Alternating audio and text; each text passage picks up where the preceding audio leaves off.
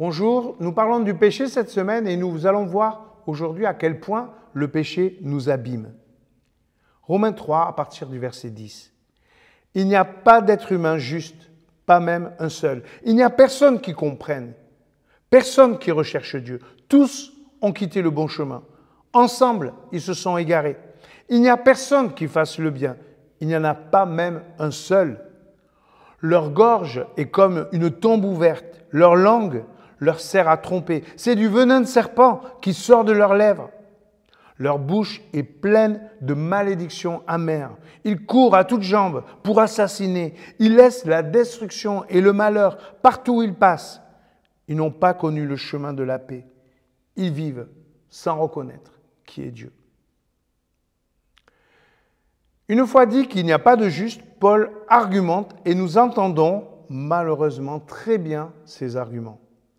Comment utilisons-nous notre langage? À dire du bien ou du mal des autres? À dire la vérité ou à l'arranger selon notre intérêt? Oups! À quelle motivation nous consacrons-nous? Au bien des autres ou à la compétition avec eux? Regardons le sport. Cherchons-nous la paix ou notre intérêt? Regardons le monde, mais regardons aussi nos vies. Plaçons-nous Dieu au bon endroit, au bon moment dans nos vies? Regardons nos églises. Ces 4 questions sont terribles et nous laissent sans voix.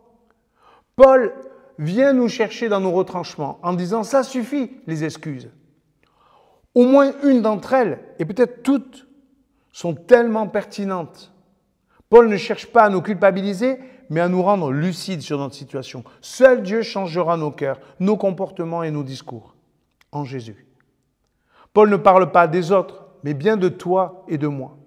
La repentance doit donc faire partie de la dynamique de notre vie chrétienne. Nous avons besoin tous les matins du bain de la grâce, du pardon de Dieu pour laver nos vies.